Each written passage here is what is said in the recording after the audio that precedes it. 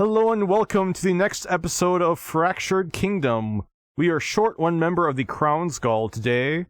Pete is not with us, so I need someone to volunteer as tribute to play as Corvus tonight. I'll play as Corvus. Alright, AD will take on the duties of Corvus. Thanks for volunteering. I know barbarians can be very difficult to play sometimes, especially in combat.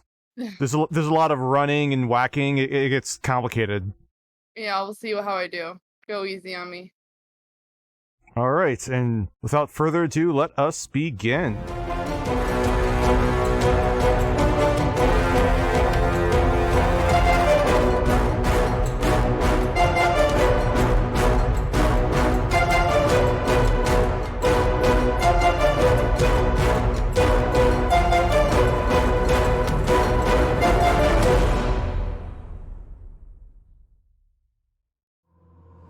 Last we left off, the Crown Gall set out to find and kill the mind flayers that entered the material plane through a fracture. With the help of the wizard Alabaster Stein, the party learned a group of illithid had set up an underground lair beneath an abandoned home in Lux. The party surprisingly found a flumph in the underground passage, and after separating Dash from the strange floating creature, the flumph stayed close to Ori as the party ventured further underground. They found a few strange floating eye-tentacle creatures, along with a mind flayer unlike any they had previously seen. The illithid's right arm was massive, and had 4 tentacles lashing out around a toothy maw set in the arm's palm. Skin was stretched over its mouth, and its cranium was large, as if holding an oversized brain. But despite being surprised by the creature, the party was still able to defeat it, and destroy a swarm of tadpoles living in a strange purple pool within the lair. With no more illithid left, the party spoke with Varol, the head of Michaelmas's cleric order. Using the goblins who speak and translate into Undercommon, the flumph asked for help finding its home cavern. The party agreed, but was soon ambushed at the Glory Road Inn by 3 goblins and another tentacled aberration. A close fight ensued, which revealed that the goblins were puppeted by intellect devourers, brain-like aberrations likely working with the mind flayers. The party dumped the dead bodies in a pair of barrels for disposal later on and helped Gloria clean up the mess, not wanting word to get out that another attack happened at the end. And now, with Michaelmas having just ran off someone mysteriously watching the inn from outside, the party must decide what to do next before they start their night watch. Right, we were debating how to make Gloria safe best, if it was best to stick around and defend, or try to make ourselves an obvious target farther away from the inn. Correct. Uh-huh. Don't love the idea of continuing to put her in any danger, but I don't love the idea of leaving her alone. Yeah, I think she's already marked. I think if we go away, she's just alone. And still a target. I think you're right. I mean, I guess, unless we could ask her or convince her to try to take a break from the inn, and I don't know, because we're gonna need to leave town again. Maybe she has family she can stay with elsewhere. Yeah. I think we should take the fight out of town, or at least away from here. Don't need to destroy the inn as well, in more battles. That vampires seem to think that these were prime hunting grounds. So I don't know if we could take the fight out of the city. Let's ask her in the morning. Yeah. It's kind of presumptuous of us to, I guess, be discussing it like this without taking her thoughts into consideration either. Yeah, but I guess I also didn't really want to dump it on her plate either. But it probably would be best to... Yeah. It's on her plate whether we wanted it there or not, unfortunately. I guess. Alright, well let's just... I don't remember if we set the watch order, but let's start the watches, everybody get a rest, and we'll talk to her in the morning. Yeah. Who's taking first watch then? I can. Corvus can take second watch, and Ori will be awake for third and fourth. I'll go third. I'll go last. So while the rest of the Crown Gall start their long rest, Mari, make a perception check. 22. Mari keeps a very close ear and eye out for anything that might happen to try to get into the inn to attack Gloria or the party, but Mari does not notice anything. Corvus, make a perception check. Corvus notices about halfway into his shift, it appears that a small gray mouse somehow found its way inside the inn and tries to scurry up the stairs towards the second floor. I don't think Corvus bothers. Okay, and with Corvus ignoring the mouse, let's have Ori and Michaelmas make perception checks. With Ori and Michaelmas trying to be vigilant and keep watch, they're not quite able to. Ori is a little distracted by everything that's been going on, but neither her nor Michaelmas notice anything on their watches. Let's have Ash and then Ori make a second perception check. Near the end of your watch, Ori does not notice this, but Ash notices a small gray mouse scurry down the stairs and appears to be trying to run away into the kitchen.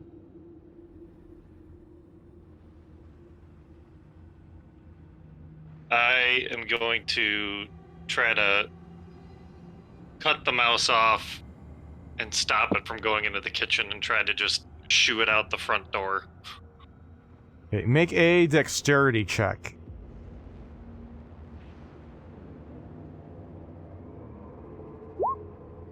Oh.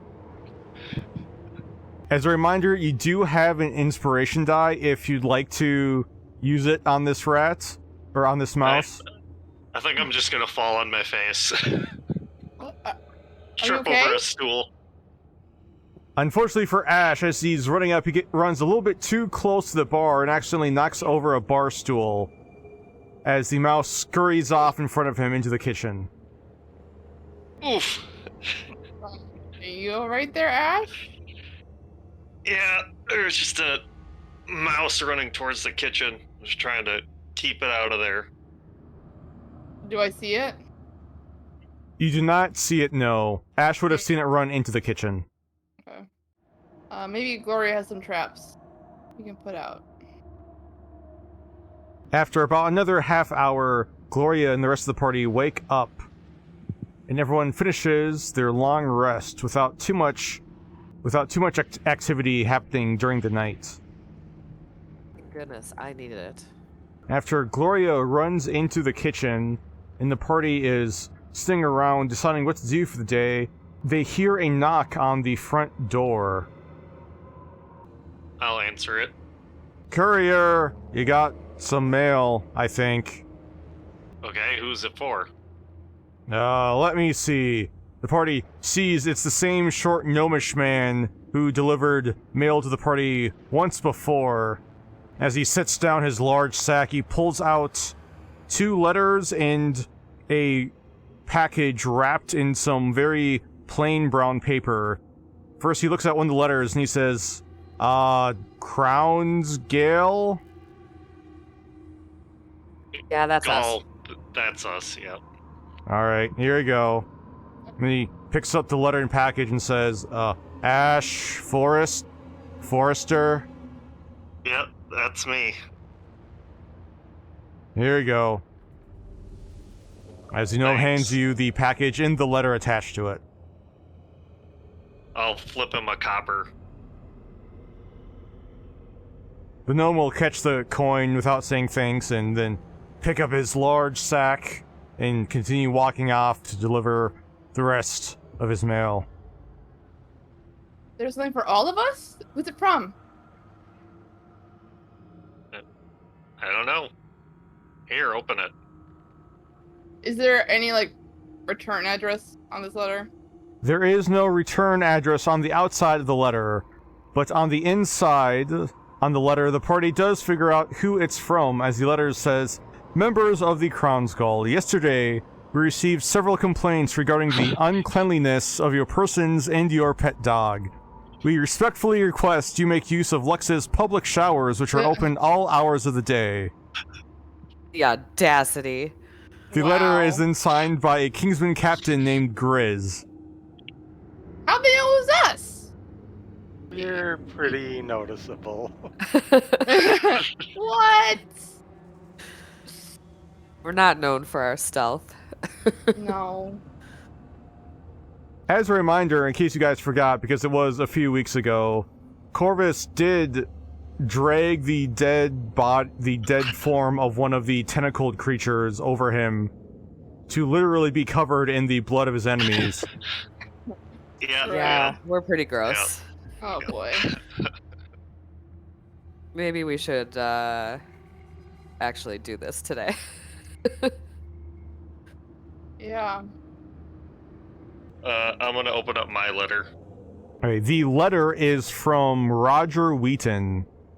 Because I know this will likely be very personal for Ash, I've added it to your journal. I'll leave it up to you whether or not Ash would read off the letter or tell everyone what it says. Yeah, I'm just reading it quick. Yeah, sure, I'll read it out loud. Ash, I know this letter is likely a big surprise to you, but please read it. I heard from Dango you were in town and helped him with trouble in the cemetery. Outhouse notwithstanding. I mean, it's kind of still standing, but I digress.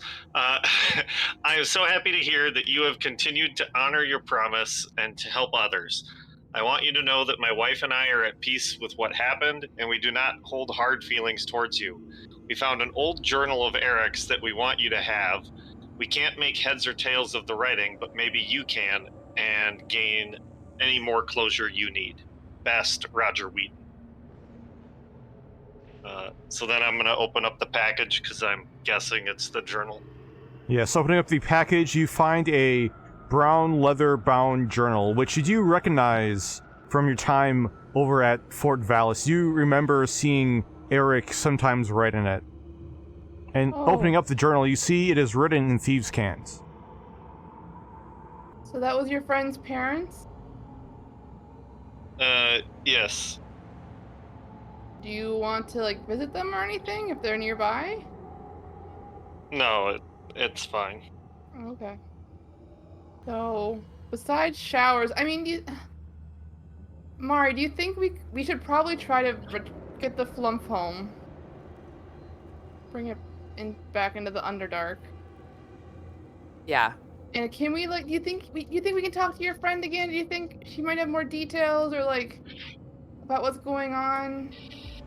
Yeah, I mean, we can certainly try. We can always just go to her boss's house, too, and try and talk to him. Yeah. Yeah, we can... Do you want me to just... Do you want to just go and talk to Atreya, or do you want me to, send him a courier? Well, I mean, if you don't think it'd be too rude, I wouldn't mind trying just to drop by, I guess. Yeah, we'll just drop by.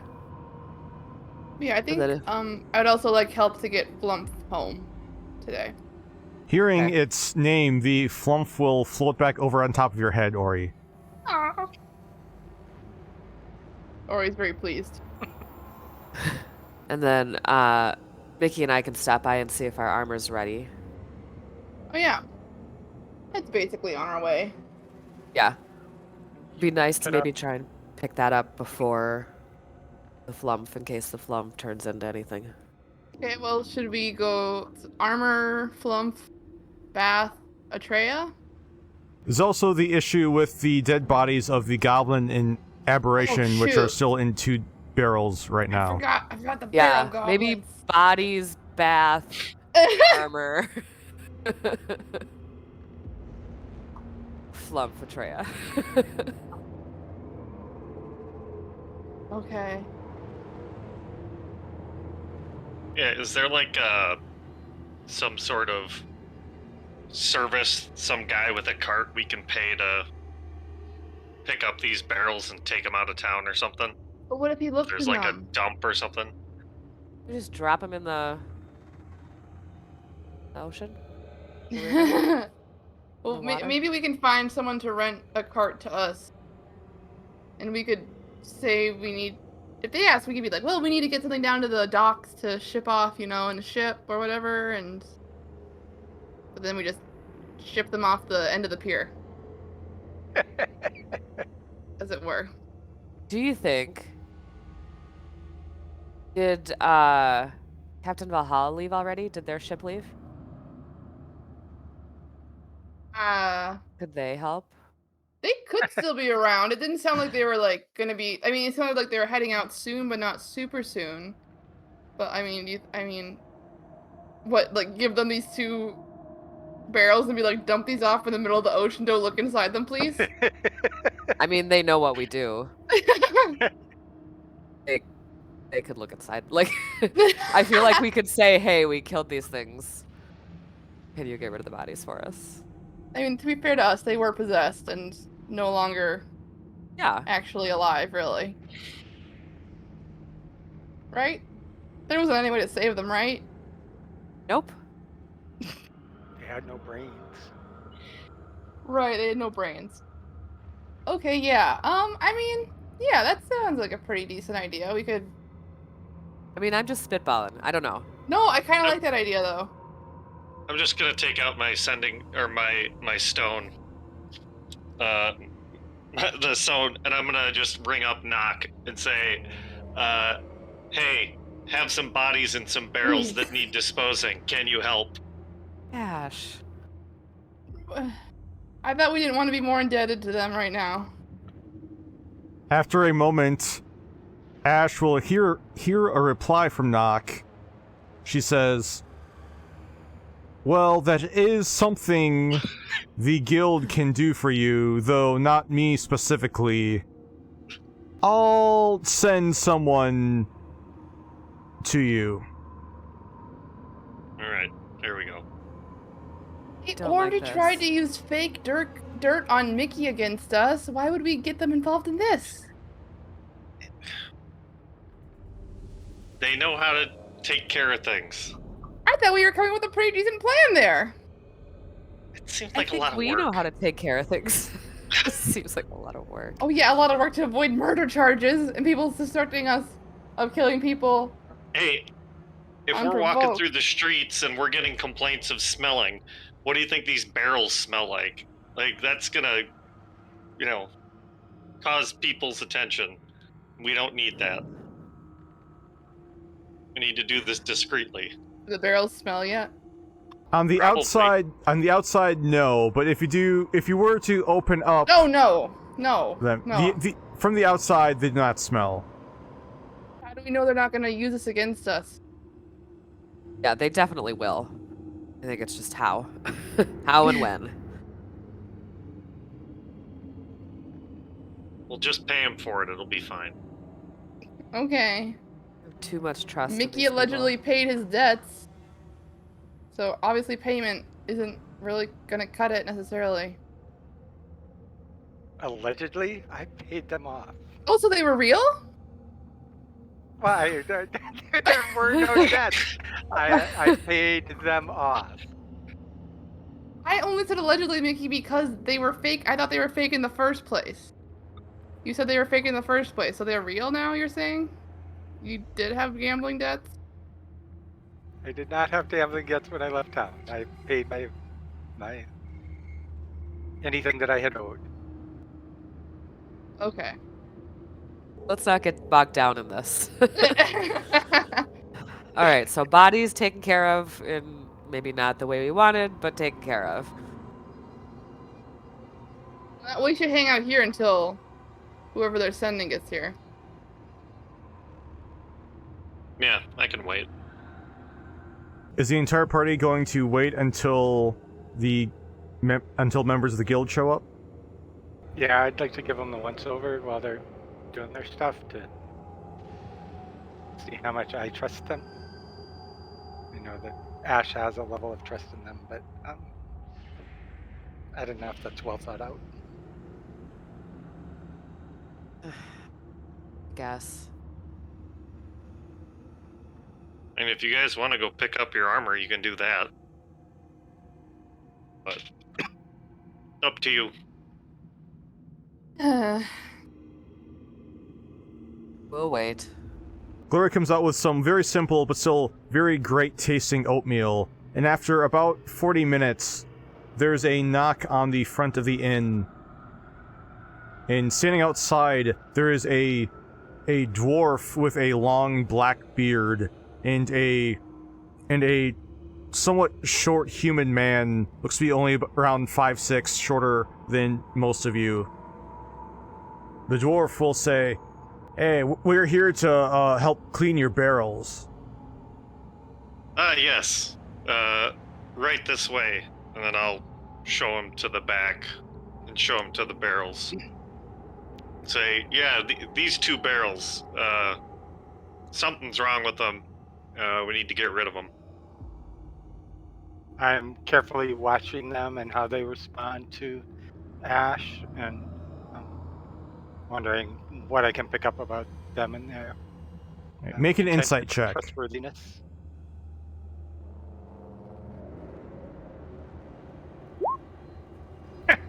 Nat Ooh. 1. Ooh. Nothing seems entirely untoward about them, but they're obviously guild members, so you never know. Yep. I don't trust them. The dwarf will give a nod over towards the back door, towards the human, who will run back outside and pull up a cart towards the back to make it easier to load the barrels onto the cart. After they have the barrels loaded on top, the dwarf will look over towards Ash and say, "So it'll be 20 gold to get these fixed up for you, brand new." Alright, no problem. I'll just hand him 20 gold. The dwarf, after taking the gold, will give a nod towards you, Ash, before him and the human take off, slowly pulling the barrels away with them as they walk towards the inner city of Lux. I keep watching them as they go away, certain they're up to no good. Right. Baths? Yeah. Armor, baths, flumph, Atreya. I want to pick up my armor and tell him nice and clean. Oh, okay. Baths, armor, flumph. The party sets off in search of the public baths in Lux. Let's have anyone who'd like to make an investigation check to see how long it takes you to find them. Mm-hmm.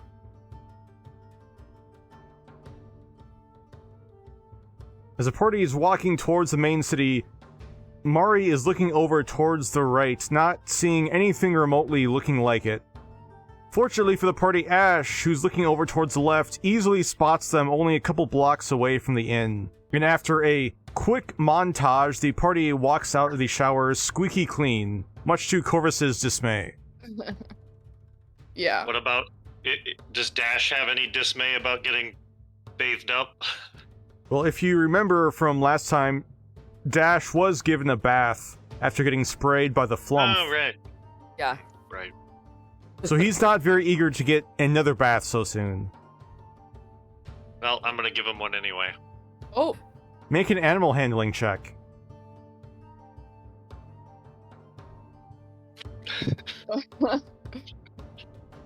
Unfortunately It's like, you just for got 2 baths. yeah, unfortunately for Ash, he's not quite able to wrestle down Dash long enough without him poofing away.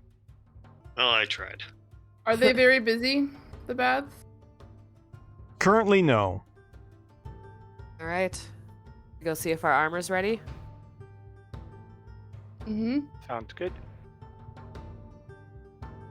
Everyone in the party heads into Lux, back into the blacksmith shop, the fire forge. Inside, the party does not see the red-headed dwarf they talked to a couple days ago. Instead, they see a hill dwarf with a rough, scraggly brown beard, who still appears to be setting up a couple of suits of armor and display stains near the front of the shop.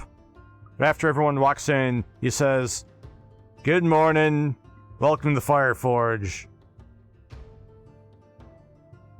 Good morning. We're here to pick up some armor that we had commissioned a few days ago. Wondering if it's ready yet. What's your name? My name is Mari Lowfeather. Hey, Lars, we got armor for a Laurie Mowfeather? No. Okay, so now ask for Mari Lowfeather. What about a Mari Lowfeather? Oh, yeah, we got one for him. Perfect. And the party sees a tall, muscular, green-skinned orc walk out from the back carrying a somewhat simple, but still very sturdy and strong-looking plate mail armor. Beautiful.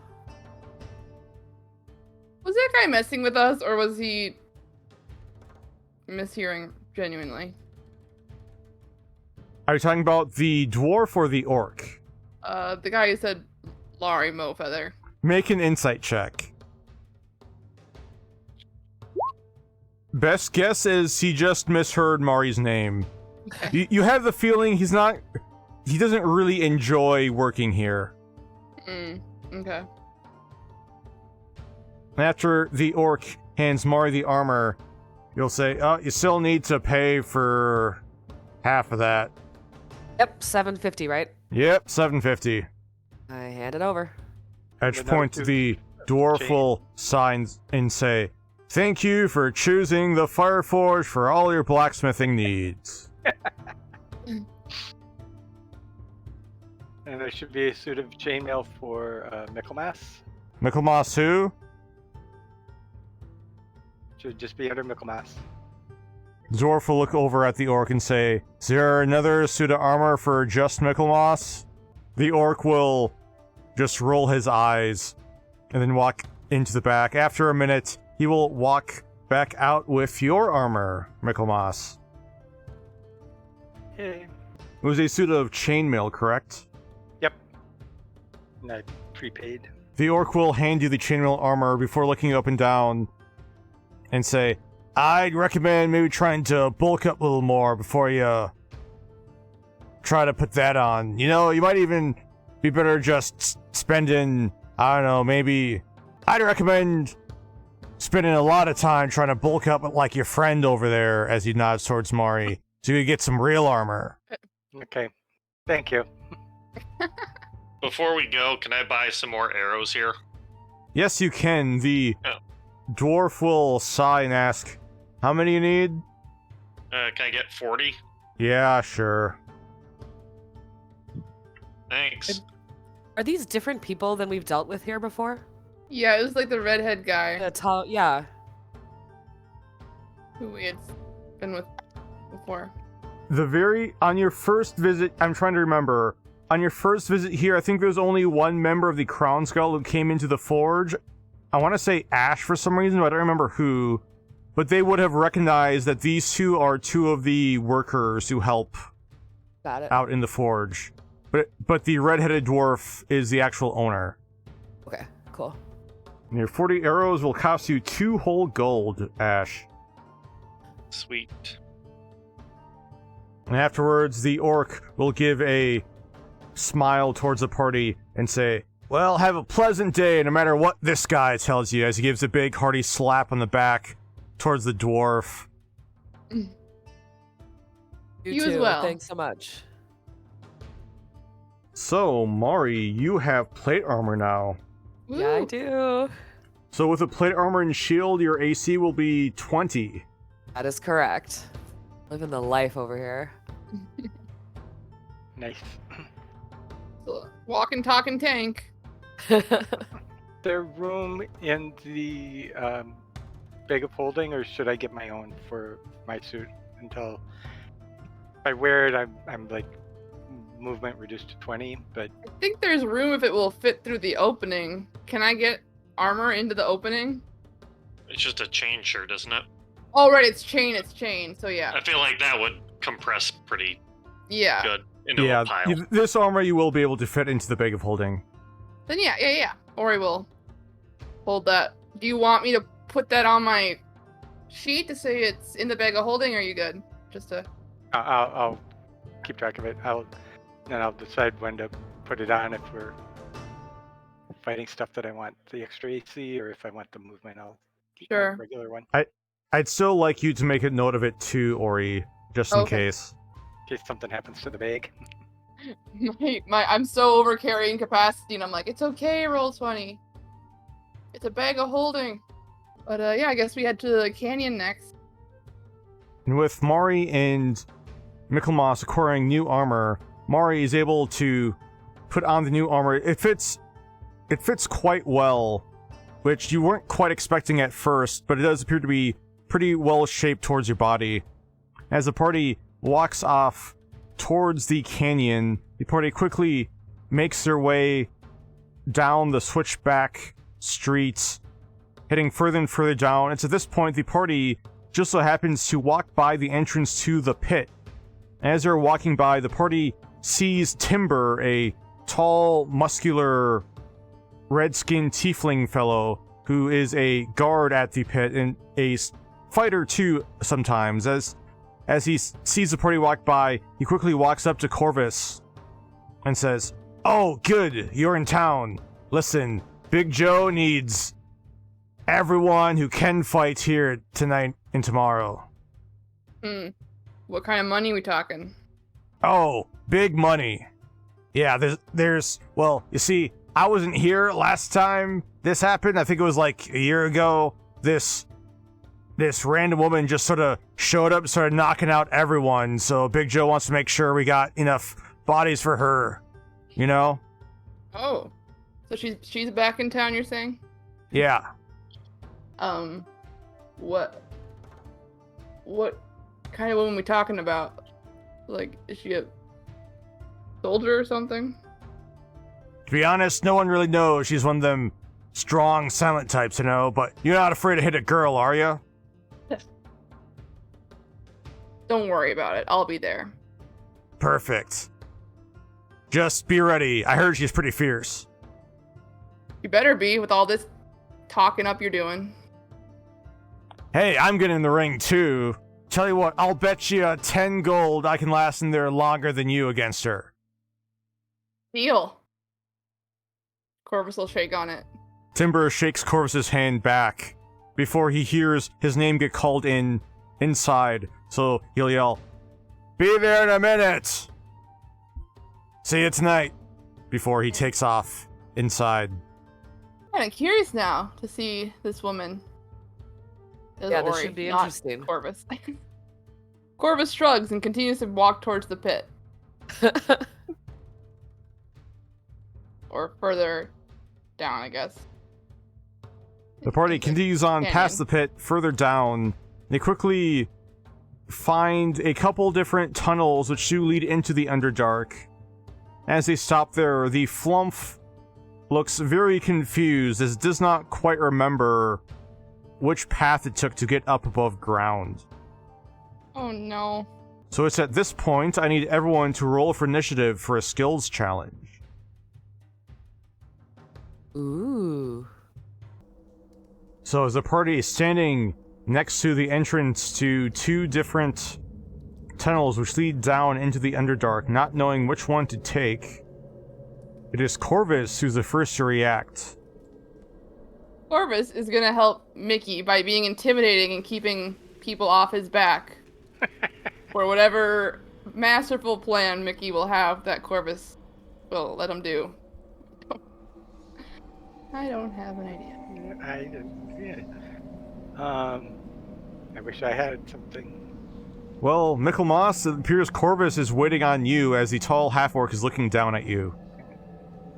So, the divination would take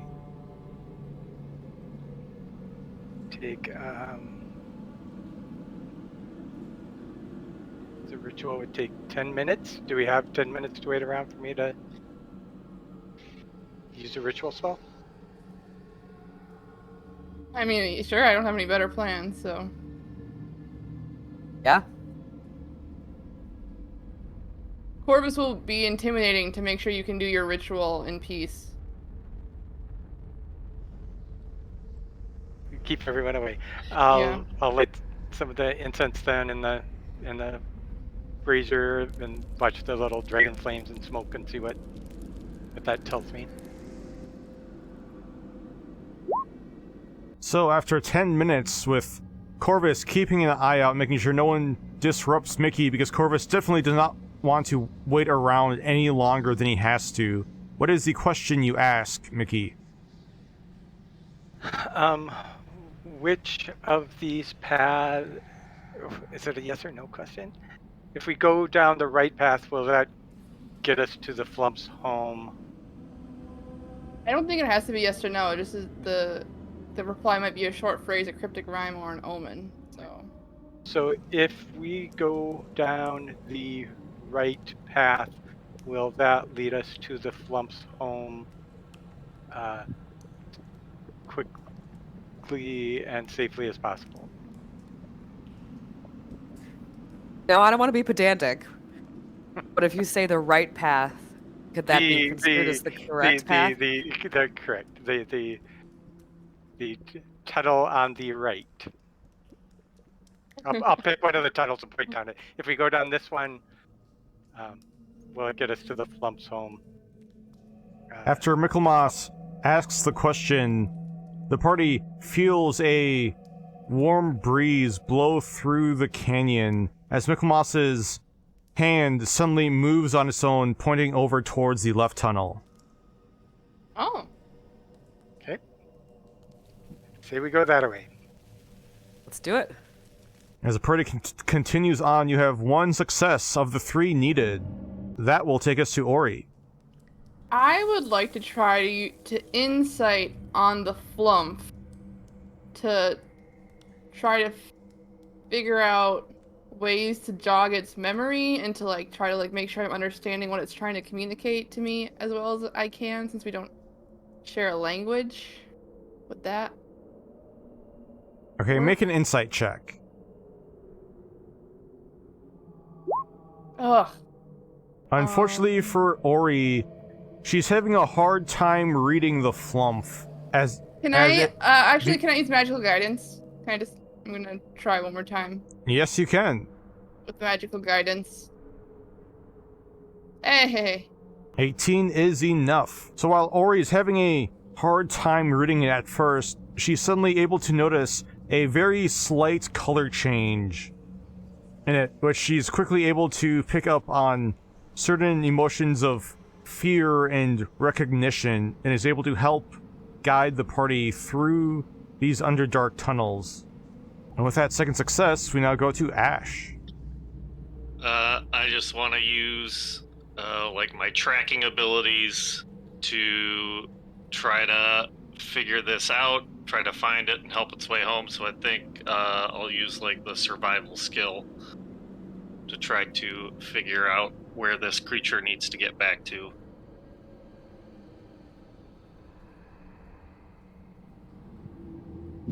Ooh. Can't say I've tracked a lot of flumphs before. According to my notes, you still have an inspiration die. Yeah, I guess I'll might as well use it. If you'd like, it's up to you. Unfortunately, even with the inspiration, it's still not quite enough. As while Ash is trying his best to find any tracks or signs of flumphs floating, he does not find any. It appears that the hovering, floating flumphs do not leave much in their wake. As Ori notices, the nervous color change in the flumph becomes more and more frequent as Ash is trying to lead the party down a side passage. With that, we now go to Mari. See if this flies. I'd like to do an athletics check. And what that would look like, I think, is trying to run ahead, stay ahead of the group and kind of see, kind of scouting, kind of checking, just plowing through to make sure the path is clear. How's that fly? Okay, I'll let it. Make an athletics check. Oh, Dang. ouch. I'll use my inspiration. Dang. Oh. Sorry, folks. Unfortunately for Mari, there is a moment where she runs a little bit too far ahead and becomes lost from the party for about 5 minutes before she eventually finds the rest of the Crown Gall again. There's a second failure, and with that is now Corvus's turn. I think Corvus is gonna figure that Ori's weird link with the flumph is gonna be enough for them to get us down there, but I was wondering if Corvus could roll survival to make sure he's keeping track of where we're going and like knows how to get back out when we need to leave. Okay, make a survival check, Corvus. Corvus uses this opportunity to make sure he's able to track where the party has been. And while the goal is to make sure they can find their way out, is actually very useful making sure the party does not double back. And with that, Ori suddenly notices the eyes light up on the flumph. It suddenly turns this bright yellow color, which the party guesses means it's happy. As it quickly hovers off in front of Mari, the party runs after it, and soon they come into a large, oddly shaped chamber. The party sees this large, strange chamber that's roughly 15 feet tall, with several small side passages Xing out all around it. In the center, there's a strange conglomeration of stalagmites, all of which appear to have mushrooms growing out of it. As the party walk up to the entrance to this cave, they see about a half dozen flumphs who are all floating around the stalagmites suddenly turn into this bright yellow color as the flumph the party found runs up to join the party. With the sound of a poof, however, all the flumphs suddenly turn white as Dash appears right in the middle and tries jumping out towards all of them. Dash! Dash, stop it. Yeah, I think Ori was going like, oh, they're so cute! And then Dash and was like, no! Dash, come here. Leave it. Ori, make an animal handling check.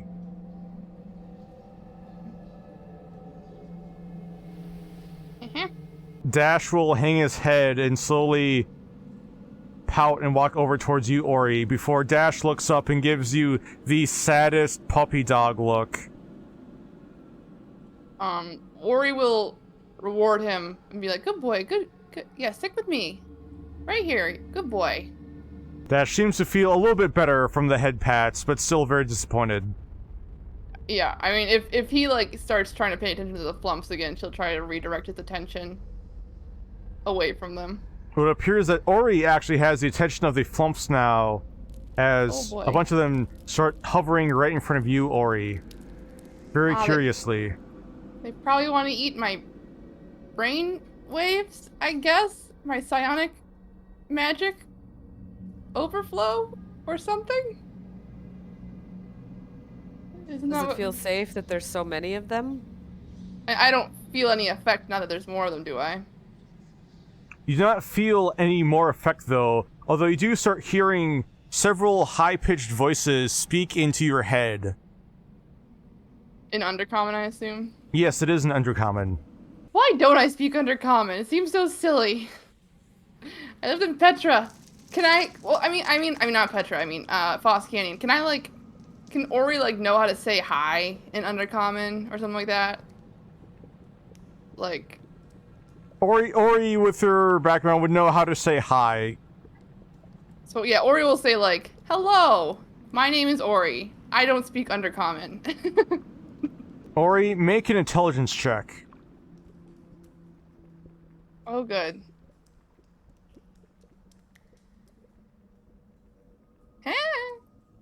As the flumphs continue talking to you, you have a feeling they're calling you Ori who doesn't speak Undercommon, and thinking that's your name. Oh, that's hilarious. Well, I hope... Well, we can probably get going now.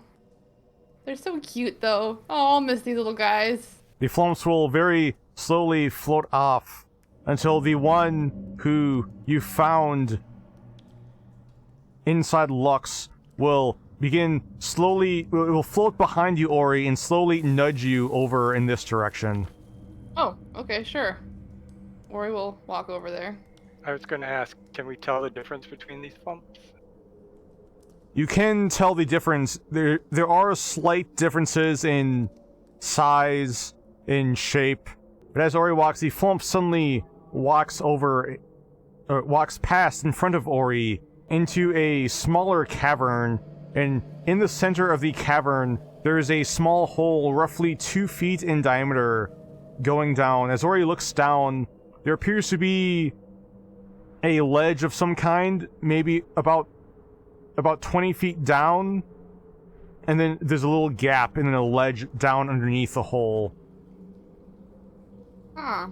So this is like something that someone like carved out? It's not like a natural formation, right? Make a nature check.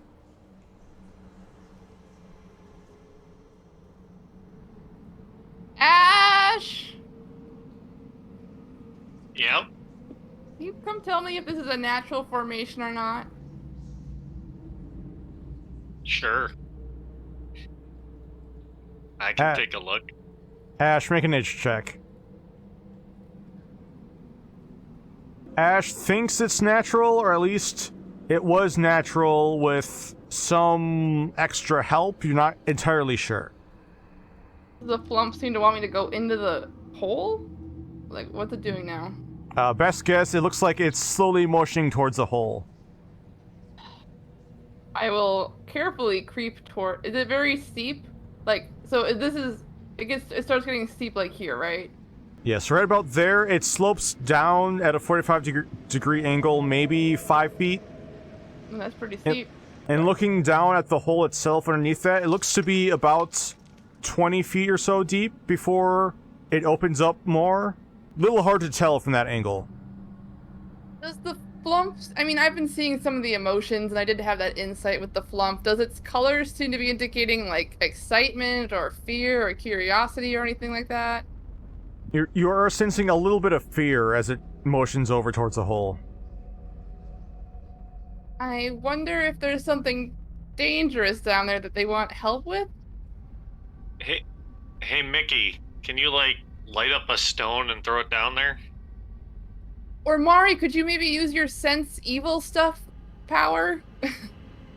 Yeah, great idea. I'll do a divine sense. I'll cast light on a stone and drop it down.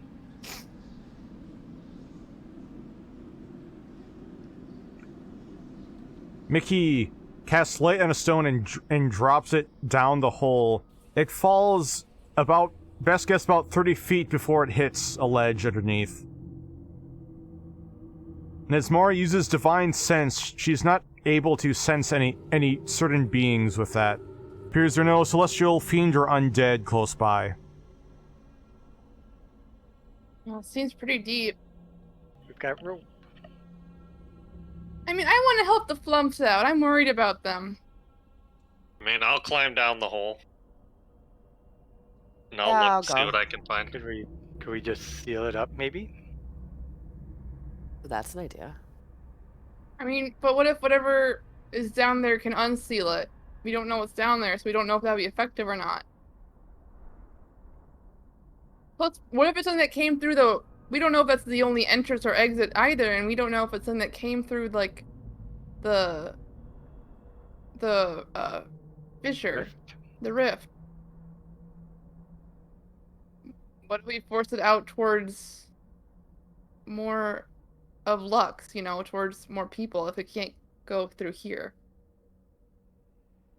Okay, we've got ropes. We can let Ash down. And Mhm. before you go, I'll touch your head and give you a little blessing, guidance. I feel like Chorus might be like, maybe you shouldn't go alone. Like, I can go down there too. Unfortunately, the hole is only about 2 feet in diameter. Corvus is going to be a little bit big. to fit down there. Never mind. I mean, I'll go. Can I go? With Ash and Ori, they'd both probably be able to make it.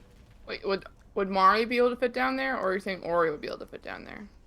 Ori would for sure. I think how tall is Ori again in Mari? I think she's like 5'5", Yeah, I think Mari was like 5'7", something like that.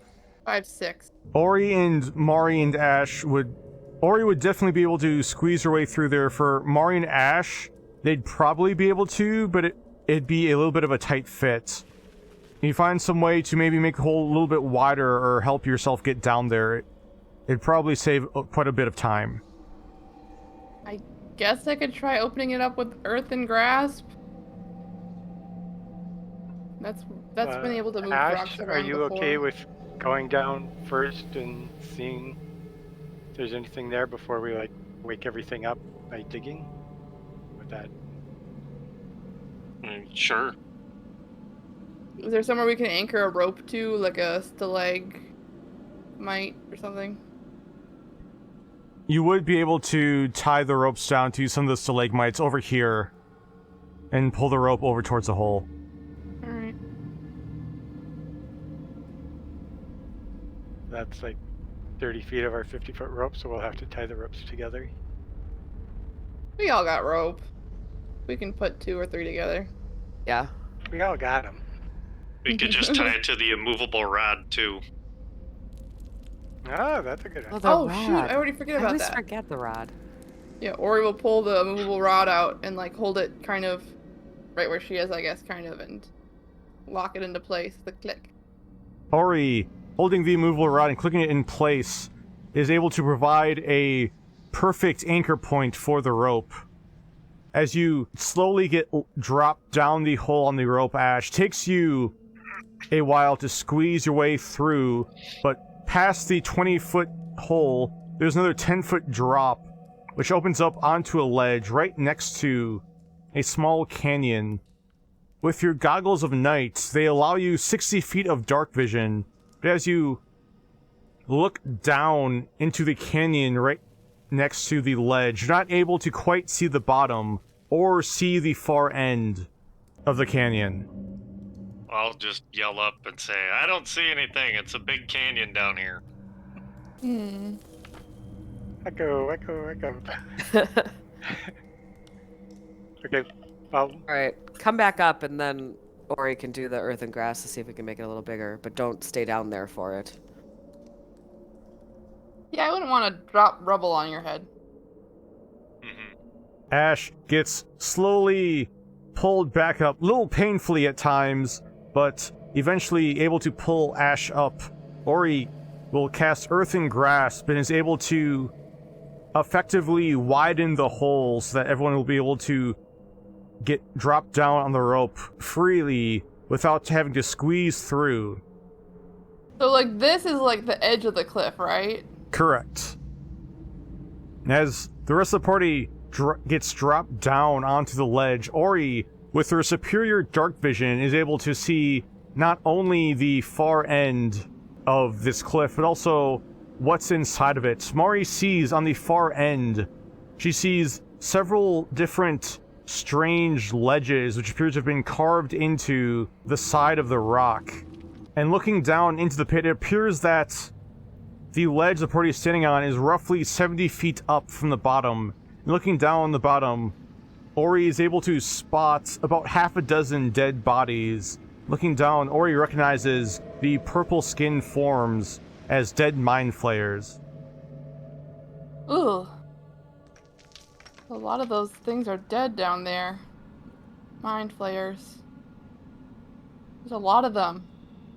So something in here is killing mind flayers? well, that canned thingy had several dead ones when we met it. Wonder if they're like sacrificing regular mind flayers to make vampire mind flayers or hand mind flayers. Doesn't sound good. Whatever. No. Yeah, we ran into that one that was like really big and kind of like seemed like multiple mind flayers. Right, kind of mushed together. Shoot, my roll 20 crashed. Or stopped responding, I should say. Well, why'd you make it do that? I was getting bored of being cooperative. I had to cause a little chaos. So, like, there's no sign of a bridge or anything? Yeah, is There this does like not two appear- broken yeah, pieces? There does not appear to be any sign of a bridge or anything. And does the ledge continue, like... The ledge does not continue on that way, no. There appears to be a small, somewhat like semicircular wall around you that's roughly 10 feet tall, leading up towards the ceiling where the hole is coming down from. There do not appear to be any other ledges on this side of the chasm. This is so weird. Can you have your mage hand go up and grab the immovable rod? How far down do we come? About 30 feet. Then yes. Like, could we... Do we have to, like, essentially get across, is what I'm figuring? How wide across is this canyon? The canyon is roughly towards the closest ledge, about 80 or 70 feet across. Okay. The party does, looking over with Ori's dark vision, she is able to spot a curious wooden door that's been carved in place inside of the canyon wall right over here. But this ledge is definitely the closest one towards the party. It's also at a higher elevation, about 10 feet higher up from where you are right now. I mean, it's like I can only reach 30 feet. So I can't get the rope all the way across. Well, I could fly across. You can fly? Oh, wait, I have seen you You've fly, seen it. actually. I remember. You've seen me fly. Oh, I mean, you only did it the one time, so I kind of want to do it the fluke. You know, like if I could fly, I'd probably do it like every day. I can only fly for a very short time. On the other side, does it look like there's places to tie a rope? So if we tie two of our 50-foot ropes together, I could fly one end over there and tie it, and then... Ori would be able to see some rocks over here which might work as anchor supports. Yeah, I think so. Could we use the immovable rod again as support? Could Or you take that, the yeah. rope and the rod? Mm-hmm. Or we can pass the rod to Mickey. Could do that. And then is there a place to tie the rope on this end? On the end close by you, there are not any good rocks or stalagmites to tie the rope down. Oh. Oh, Maybe so we we use the should rod keep on the this rod. end? Yeah. Yeah.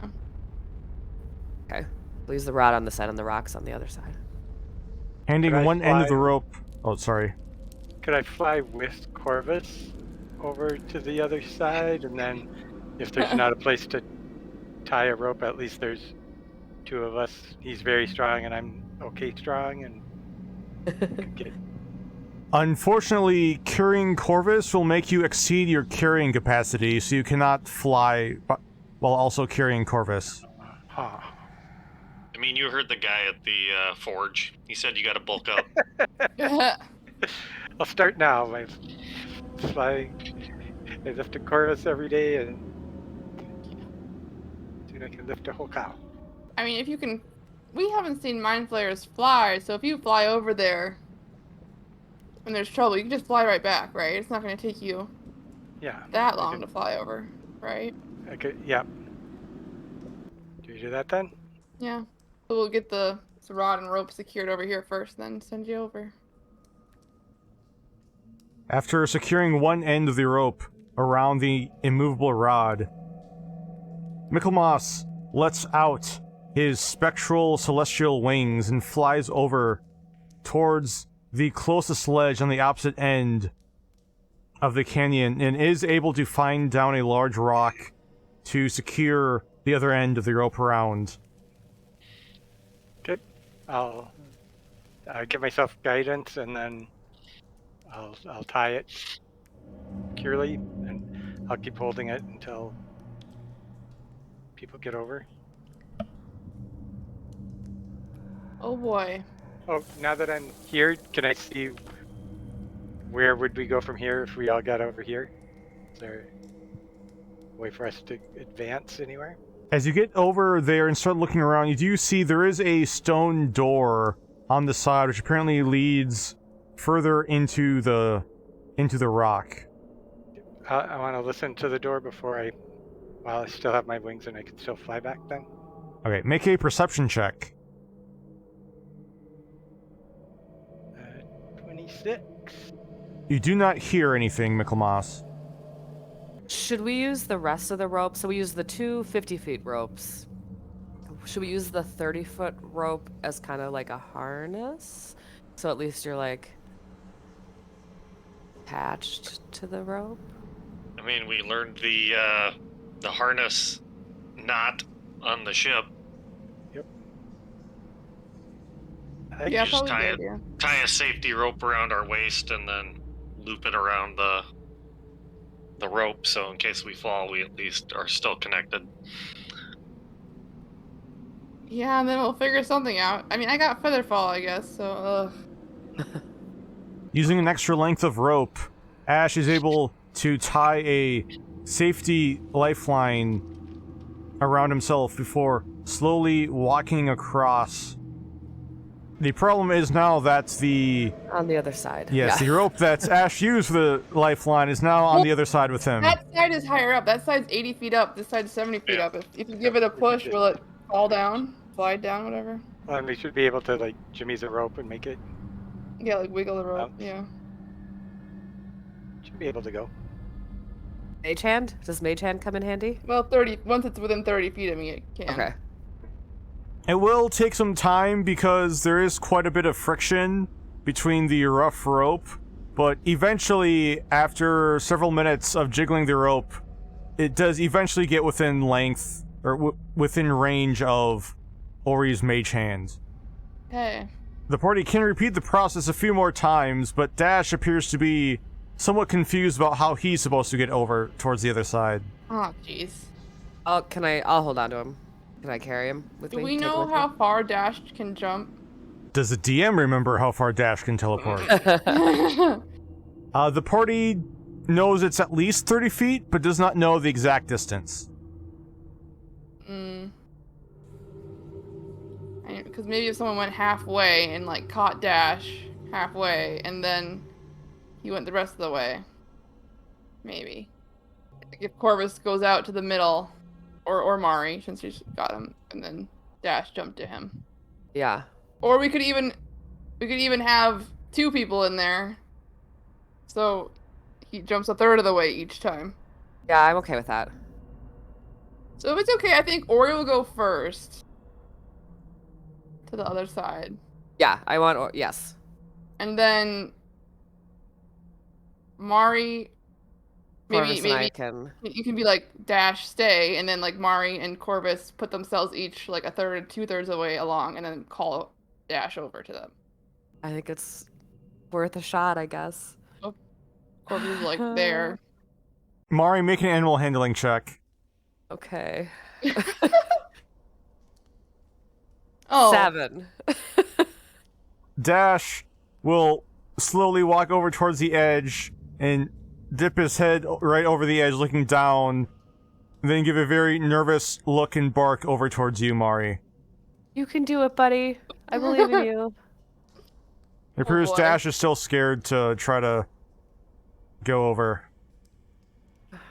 I mean, we could just leave him there, I guess. Unless you want to try talking to him, Ash.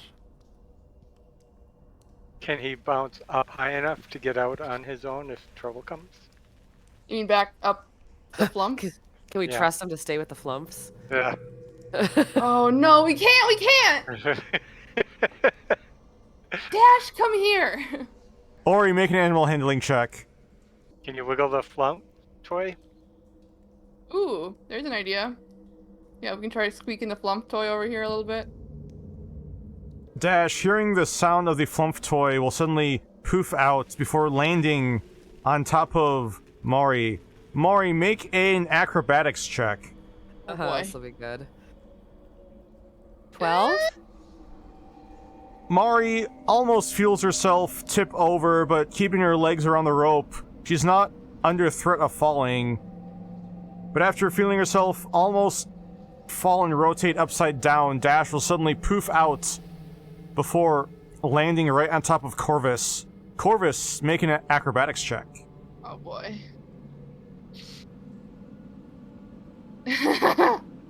Corvus is also able to just manage to stay on the rope. After one more poof, Dash suddenly appears right next to Ori as he very eagerly bites down and tries to rip the flumph toy out away from your hand. Yeah, I'll take a moment to kind of play tug of war with him and squeak it. I hope we don't have to do all this to get out again. Yeah, I hope I was onto something when I said there was like an alternative way back out.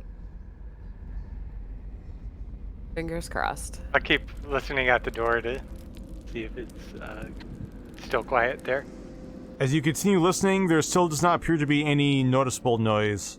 After Corvus and Mari finish moving over towards the far end, we're going to take a 5-minute break right now before we enter into the strange area.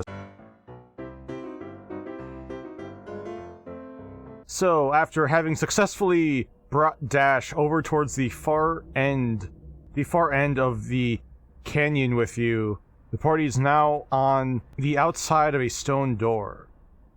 Oh? So is there any, like, knob or latch or... There is a handle on the outside. It appears to open outwards. Corvus can go be the tank and pull the door open.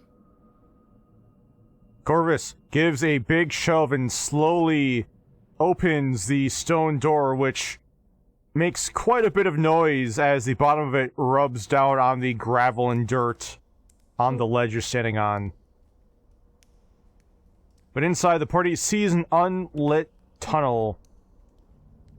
Over towards the right, it appears to lead over towards one of the other ledges further down, while it also continues off over towards the left. I'll let Corvus to head down the corridor and... Yeah, Corvus will head on down and poke his head around the corner. Corvus turns his head and looks. He sees another stone door over towards the other direction, not too far down. It's just another door. Is there any, like, noises or sounds coming from this direction? Make a perception check, Michaelmas. 22. Michaelmas is still not able to hear anything besides the quiet movements of the party. I'll motion for people to continue on. Corvus will open the next one then. Is there, like, grit and gravel here, too, then? Yes, there is. Does this door open towards me? That one does open towards you, yes. Well, maybe I'll try to, like, push the dirt around a little bit to try to get any big chunks out of the way of the door opening. So, Corvus tries to kick away some of the dirt and gravel underneath. While opening this door, it is quieter, still does make a little bit of noise. After he opens up, it opens up into another larger hallway. There is another door immediately to your right, while the passage continues to curve around over towards this side. Is this a door I can see?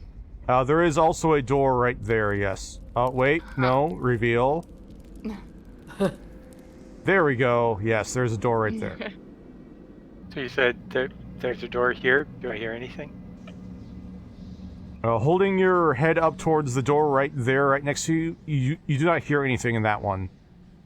I'll keep an ear out and I'll try and keep it braced and I'll wave down to the other one for Corvus or Ash or... You want me to check this one out? Yeah. I'll put an ear to this door. Right, make a perception check, Corvus. Oy. Corvus does not hear anything in that door either. Sounds fine. Should I just open it? Might as well just keep going. Corvus will open the door he's at. As Corvus opens that door, we need everyone to roll for initiative. I knew it. It was bound to happen eventually. So, Corvus opens up the door, and inside, he sees in the small room several wooden tables and bookshelves set up all around the side. It appears to be it appears to be some kind of alchemical or magical workshop. And inside, there appears to be 3 creatures, 2 of the small brain-like intellect devourers, and 1 mind flayer. And right after Corvus opens up the door, I need Corvus to make an intelligence saving throw. Oh boy. Oh. So, Corvus, you take 2d10. Holy smokes. And after you take the psychic damage, you feel a sharp pain inside your brain until you feel nothing. And you fall down onto the ground as your intelligence score becomes 0. Oh my god. What? Yeah, that's why mind flayers are actually scary. After that, the mind flayer will walk up towards the door and will force everyone... The mind flayer will force everyone to make an intelligence saving throw also. Holy smokes. Oh, Yikes. PPK! Oh, no. PPK! So, So that's a 9?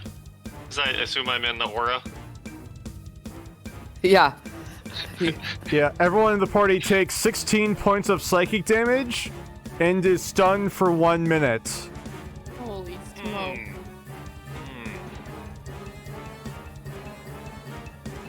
But we can repeat the saving throw. Yes, you can repeat the saving throw at the end of each of your turns. And right after that, the Intellect Devourer is going to crawl forward underneath the legs of the Mind Flayer and go after Corvus. Don't kill Corvus when I'm playing him. I feel so guilty. It's not going to because it sees Ash standing right there. So Ash, make an intelligence saving throw. Oh boy, it's getting worse. No. Oh jeez. So Ash, you take 19 points of psychic damage. Yeah. Cool. What's your intelligence score? It was 14. Your intelligence score is now 0 as you also fall down unconscious in a coma as your intelligence score is now 0. This is so bad. Cool. Louise. Michaelmas, make an int save. Come on, buddy. 18. Do I get the +3? So, yeah. That is enough as you are no longer stunned, Mickey. Is that the beginning of my turn or the end of my turn? I believe that's the end of your turn. Alright, Mickey, it's up to you to save us all. Yes, that is at the end of your turns. Corvus and Ash are in coma, so Ori, make an int save. Come on, Ori. Ha! Oh, oh no. Unfortunately, Ori is still stunned. Mari, make an int save. Yes. Okay. Okay. Mari is also Holy able to smoke. shrug off. Until we do it again right now. The effect. I really wanna do something to Corvus, but I feel bad since Pete's not here. Up to you. Give me 1 second, I need really to wish- double check something. I really wish I had said I couldn't play tonight. You guys, we were so close to canceling the session. I messaged Jacob this morning and I was like, I don't feel good. I have COVID. I backed out of the one shot tomorrow. I was like, oh, I can't play. Like, I don't feel good tomorrow, but I wouldn't miss tonight for the world.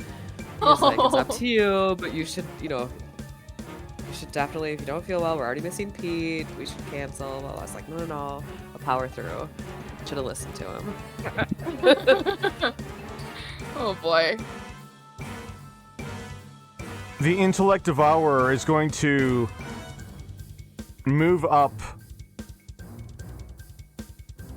And the party sees it magically disappear before it sees Corvus's body stand and rise. Oh no. And turn towards the rest of the party. The Mind Flayer is going to move forward.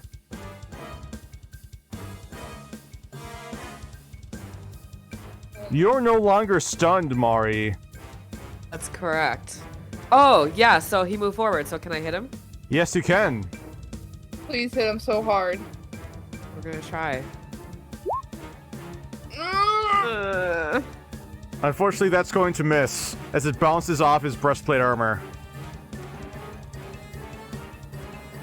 So the Mind Flayer is going to reach out with its tentacles towards you. Oh. Yes. But your opportunity attack threw it off as it misses you. The second Intellect Devourer is going to move up and disappear as Ash's body slowly rises up. And Ash, just like Corvus, has his brain consumed and replaced by an Intellect Devourer. Oh no. Michaelmas, it is now your turn. I'll cast Banishment at the Mind Flayer. Oh. So we're charisma in save. Yep. It does have advantage on saving throws because of it has magic resistance. No. And with that, it does succeed as it feels you trying to banish itself away to a different plane, but it's able to resist through the spell and avoid the banishment. Oh, good effort. I don't know what else I can do, so I'm done.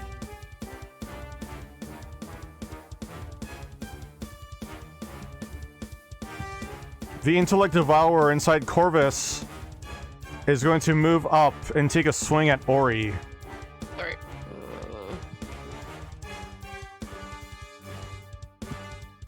Great Weapon Master. Not Great Weapon Master, but I guess it's already at advantage, so Is it at advantage? you are stunned currently. Oh, right. Duh.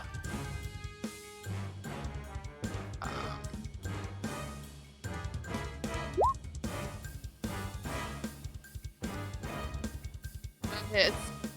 Oh yes, oh shoot, that's the wrong weapon. I probably should have gone over which of the weapons Oh. Corvus whoops. has. Since Corvus has just been collecting all of them. It is Oh. Painkiller. Okay. Yeah, Painkiller +1 is his magical glaive. Oh, there. Oh, okay. It's even better. That will still hit. So 16. Corvus will then take a second attack over at Ori. Sorry, just like I'm doing math on my hit points. They're good.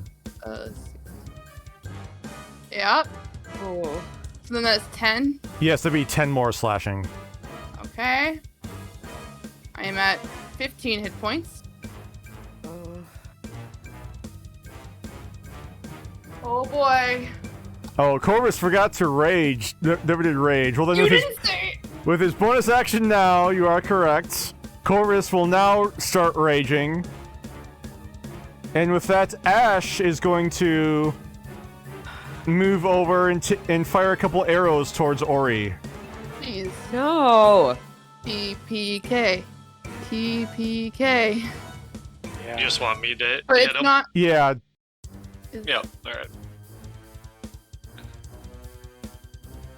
Oh no! You had to crit me! 2 hit points. You can fire a second attack. Second attack, it is at advantage because she is stunned. Oh, yeah. Oh my Come on! That's so mean! Oh, that's not so me! mean!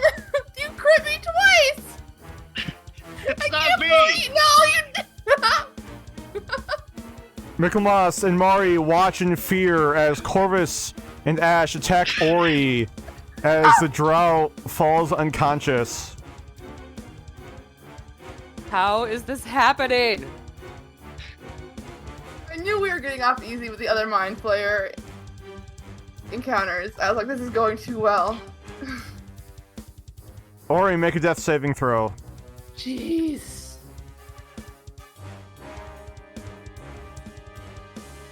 That is one success. And with that is now Mari's turn. Yeah, Maria's panicked. All she wants to do is lay on hands.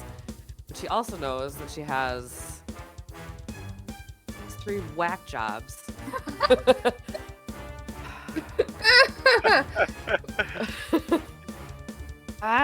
She's going to Does your thing like expel the? Can you instead of giving hit points, can you like expel the demons from his head? I can. I mean, Let's see here. that had to be at least a restoration, right? It's not a disease or poison. No, I can. Yeah, it's poison. Yeah. or It would illnesses. probably be restoration, maybe lesser resto, but probably restoration. I feel like. Which I don't have. I do have.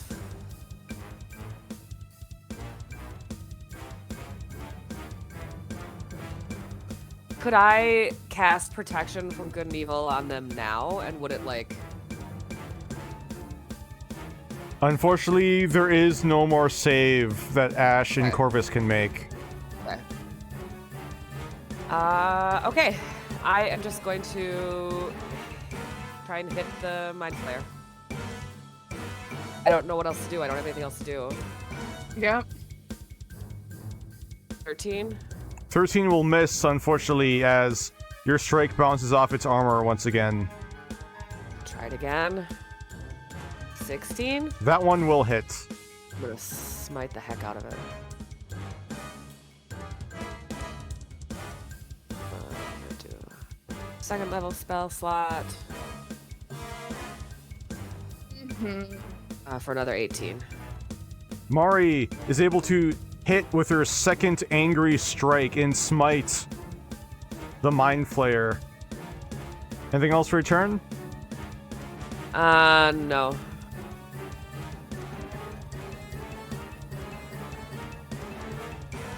Okay. I did make a mistake. The Intellect Devourer is controlling Corvus and Ash should have gone now, so I'll just remove Corvus and Ash from the initiative and just have them go here. The Mind Flayer at this point, I need to see if it has its Mind Blast up again. Which it does not, so it is going to... It's going to use an action to reach down and grab Ori. What the heck? And with the Mind Flayer taking hold of Ori, it is now Michaelmas's turn. So I'll raise my holy symbol, call the help of the gods, and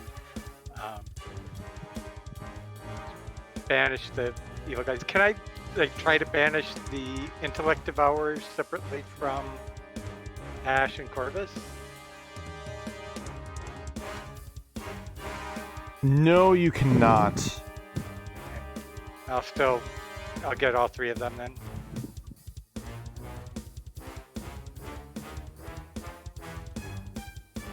You need a wisdom saving throw. Wisdom saving throw? Yep, DC 16.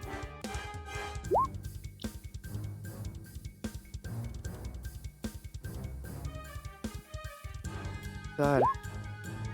I mean, So the puppeted bodies of Corvus and Ash. This isn't a spell. Does he get advantage on that one? It's spells and magical effects with the magic resistance. So this would technically still apply to your channel divinity. I have them drop their weapons for sure. The party watches as both Corvus and Ash drop their glaive and their bow onto the ground. Then I'll cast Mass Healing Word on all of us who are hurt. Thank you.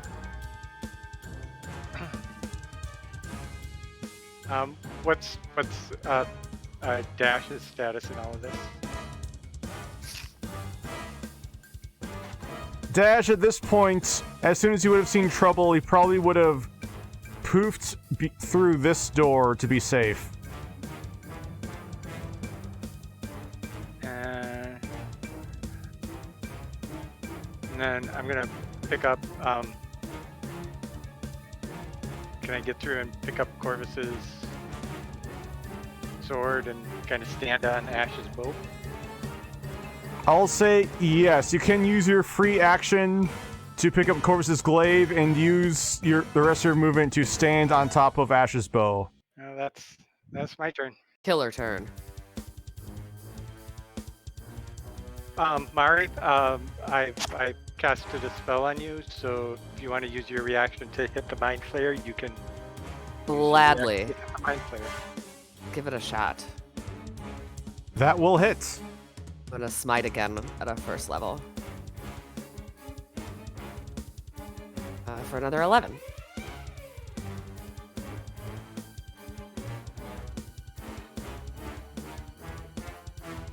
The Mind Flayer does now appear to be bloody, but still has Ori within its grasp. So Ori, after you fell unconscious, you suddenly open your eyes thanks to the healing from Michaelmas and see the tentacles of the Mind Flayer have you grappled. oh boy. I am going to. Could I earth and grasp it without getting myself, since it's grabbed, like, but I mean, cause like we're not in the same space really, right? So I could like get it without getting myself. I'm gonna say you can't cast Earth and Grasp here because there's not dirt here, it's all stone. Okay. Well then. Ugh. Maybe. I could try Summon Aberration then. Get us another ally on the board. You unfortunately do not have your vial back from the Magic Nook for that. Oh, right. I don't have that yet. Dang it. Never mind. Well then, well.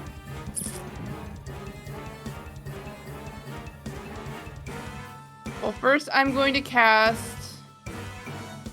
this is even worth it.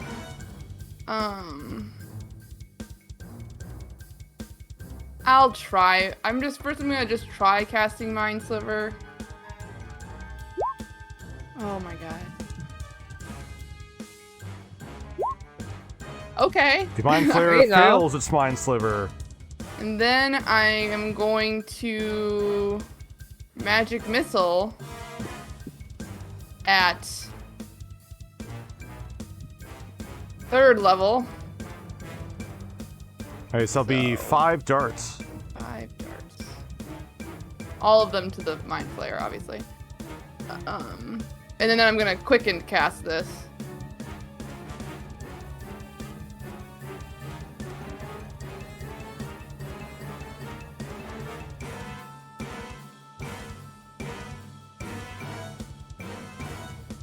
Despite Ori's magic missile taking a very short arc right into the face of the Mind Flayer, is still staring at you with angry eyes. It still has you grappled, Ori. Great. That's all I got. Okay, Mari. I'm gonna try and hit the mind flayer. 19 to hit for 11. That will hit. And try it again. Oh, terrible. Unfortunately, your last strike is able to move and duck out of the way to avoid getting hit a second time. And I'm gonna use my bonus action just to regain a spell slot. Channel Divinity. Okay, first off, Corvus is going to try to wrestle his glaive out of your hands, Michaelmas, with his action. No way, dude! You got this, Mickey. Oh my goodness. What is this? Contested strength? This would be a contested strength roll. Corvus has advantage because of the rage. Okay. Sorry. If you want, I can take over Corvus's rolls. Unless you Yeah. want to still do that. Well, Okay. well here, I'll just strength, not athletics. Yeah, just straight strength. Okay. Is Corvus charmed by Oh, Mickey that's right. from the channel divinity? So That's he right. shouldn't- Corvus is still right? technically charmed. How long does that last? Till the end of Mickey's till the end turn. of my turn.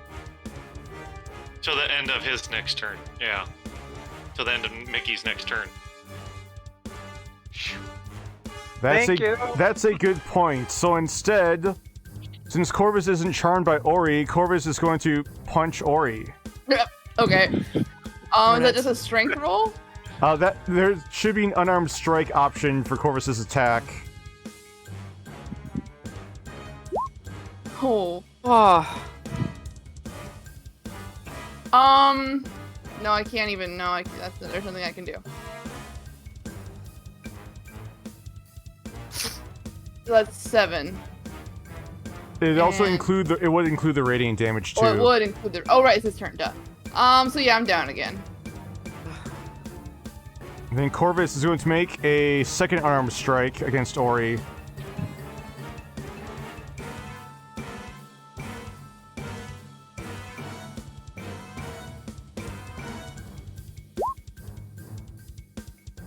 really?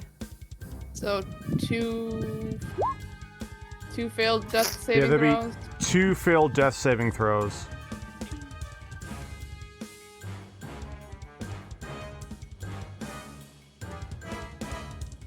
After that, the Mind Flayer, which still has hold of Ori, is going to try to go after Ori's brain. Yeah. Sentinel? Can I Sentinel? You can Sentinel that. 22 to hit. 7. I'm gonna Divine Smite at a 2nd level.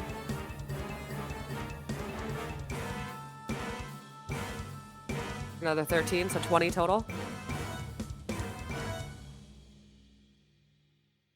As Mari sees the tentacles of the Mind Flayer reach through Ori's ears into her skull, Mari quickly yells out and swings her longsword, hitting the Mind Flayer with a Divine Smite. As it falls down onto the ground, Mari sees the blood dripping out of Ori's head, as Ori's brain was still eaten. Oh! No!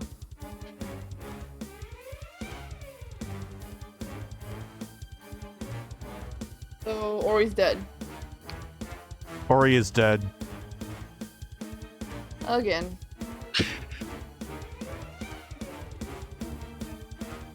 Michaelmas. I do not know what to do.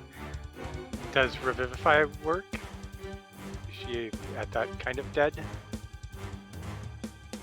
You would know that Revivify does not restore missing body parts, which would include a brain. I will cast Slow on Corvus and Ash. I don't know what else to do.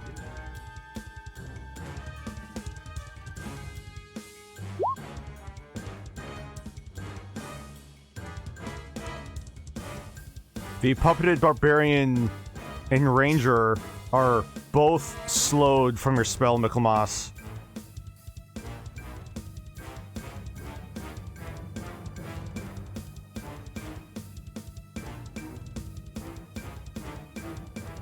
So I'll pick up Ash's bow.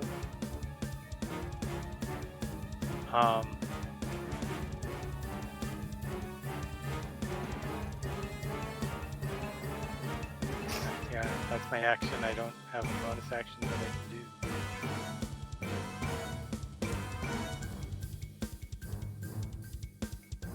How hurt are you, Mari? I'm fine.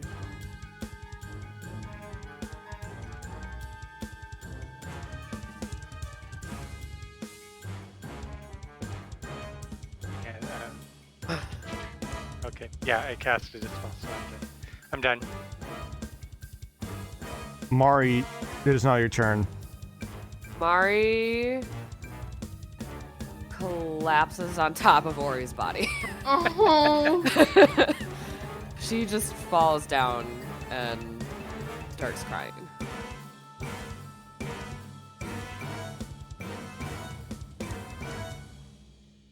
Corvus will suddenly turn towards you, Mickey, and now try to make a grab for the glaive. So it'll be a contested strength roll. Oh, crap. And after taking back the glaive, he'll glare over at you as Ash will then make a contested strength roll against you to grab back his bow. And just as supposed to be not advantage, straight roll, but 6 was the first number. So Ash just barely manages to take his bow back out from you.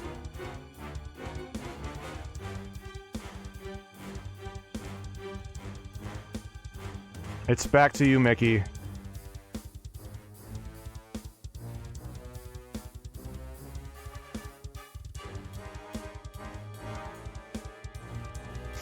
I don't know what to do. I cast a 3rd level command, and then I think that should give one additional creature. So I'll command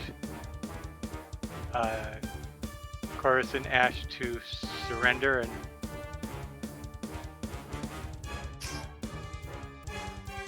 oh wait, is command a It is a one-word command. yeah, it's not concentration. Okay, so yeah, surrender. And can I grab Ori and get through the door?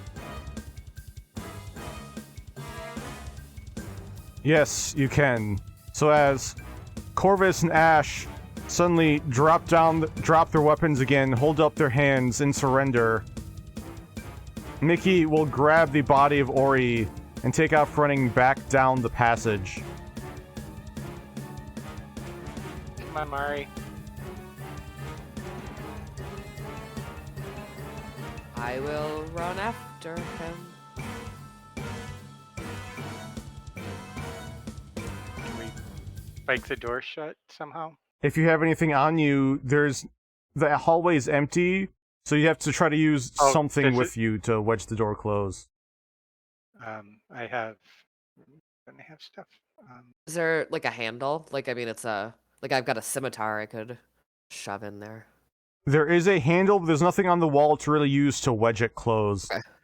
They're still Uh, slowed too, right? What does that do? They're still slowed.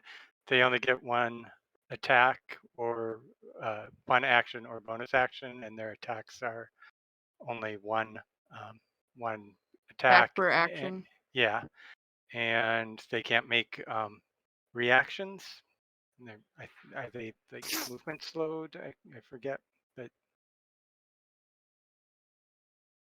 So when So Corvus that hit did not go Ori- well, Yeah, that just didn't go to say well. the least. So I'm going to ask you guys if you'd like to continue with what happened. Otherwise, we can end the episode here. Wait till Pete gets back, and we can do a little time rewind. I hate it. Yeah. yeah. I also was Corvus slowed. Should he have only gotten to hit Ori once? I don't think he was slowed at that time. Okay. He was not slowed yet. Okay. Yeah, we all just failed those int saves immediately. It's like so make decisions maybe to make sure I completely understand. Like there's no way that we know of to save Corvus and Ash either, correct? There are ways to potentially resurrect them. You'd have to find them, and also get the intellect devourers out of their heads. So I don't know.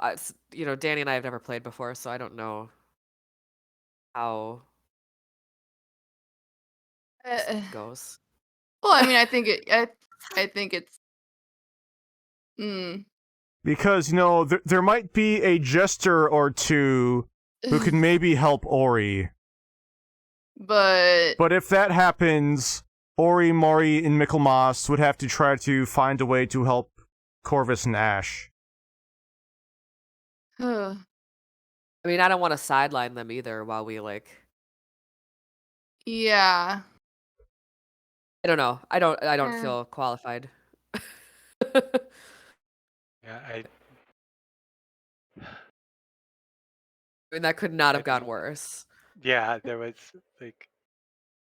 everything went bad. Alright, I'm going to make an executive decision. Yeah.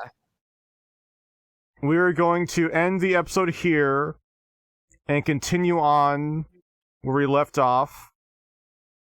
And I'll make sure that Pete and Danny are not totally sidelined next episode. Okay. Although the rest of the Crown Gall may need to fight their way to make sure they can save Corvus and Ash. I mean, that's fine. I'm down with that. Yeah. Yeah. I don't like the idea of just scrapping it. Was there? I don't know. It kind of all happened so fast. There wasn't really anything that we could have done differently, was there? Not failed our int saves. If the party did not try to be stealthy walking through the halls, so that is true. The illithid did notice them. Corvus also rolled absolutely terribly on his perception check against the one door he needed to. And then everybody failed their int saves on the Mind Blast. Although once that started, I mean, the good news is Corvus's intelligence score going to 0 was an improvement, right? Not quite. Also, even though Ash and Corvus cannot be surprised because of Ash's alert feat and Corvus's 7th level rage ability, which I don't remember the name of, the illithid all rolled higher initiative than all of you. Yep. Yeah. That also didn't help. Oh, what a bummer. I'm in shock. I'm a little bit in shock right now. No, me too. Huh. How bad is Pete gonna be? To be honest with you, I don't think he'll be that mad at you. Did I go into detail about our Ravnica campaign when Pete joined?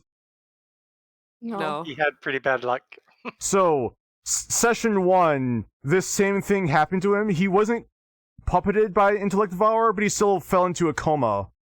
Session 2, he died because his character died because there were 2 demons who both have evil auras affecting wisdom saving throws and a bunch of innate spells which require wisdom saving throws.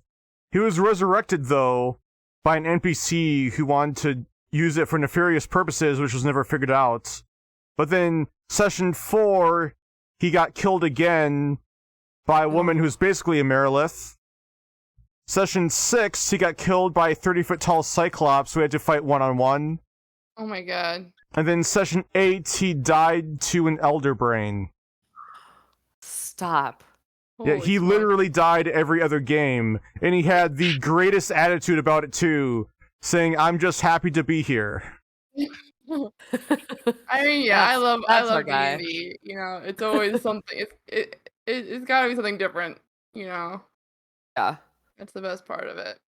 I wonder if we deal non-lethal damage. Like if we deal enough non-lethal damage to them, will the brain slugs We could, hurt like, their bodies? Yeah, but they still wouldn't have a brain. Oh yeah. We would, I think, with the magic as it exists, we would kill them and then go for like a resurrection, which can be done with like just a part of the body. So Mm-hmm. I think you guys just need to go find a djinn, get a wish. get a wish. We need 2 wishes. This past hour never happened. We all rolled so bad. Yeah, that was terrible. Well, until it came to attacking you. Yeah. Yeah. It's not that hard to roll good against Ori to attack though either, but you still had to crit her twice, didn't you? Good. Help yourself. See, one thing curious, if your prone range attacks have disadvantage against you, Yep. so I was hoping that if Ori would have fallen from the first attack, second attack would have just missed potentially from disadvantage. Well, Well, it didn't. it's not how the dice rolled. Wow. Yeah. Well, Whew. that happened. Do you want to like talk to Pete and then maybe we can call a Discord reconvene sometime during the week after you talk to him? About what you guys want to do. I think we should continue on from here. Okay, if you've got a way to. I have a way to not derail the campaign from here. I just need time to set up a couple certain things. Oh, for sure. Oh Okay. yeah, it's that. And at this point, I think it's best just to end the game here. Yeah. Before it gets worse. It's a bad day. Yeah. Stop us before we do more damage. Ugh. Amazing. Well, thank you, Jacob. It was great to hear from y'all again. You know, D&D is always fun, even if it's Yeah. upsetting. Please don't hold it against me if I don't say great session this time. Maybe after I think about it a little bit, I can get there. Yeah, the bad rolls like that do sometimes happen, but there are resurrection spells for a reason. Yeah. You guys will just need to find the correct ones. We'll make it work. Okay, Tim Gunn. We'll Tim gun it up. Oh yeah. Oh yeah. Fail forward. Exactly. This is one big failure. So it should be like a big step forward. Yeah. Yeah. But yeah, good night, everybody. Have a good Yeah. night. Good night, everyone. Thanks, Good to Jacob. hear from you. Thanks, Jacob. Thanks so much for watching, everyone. We will see you next week.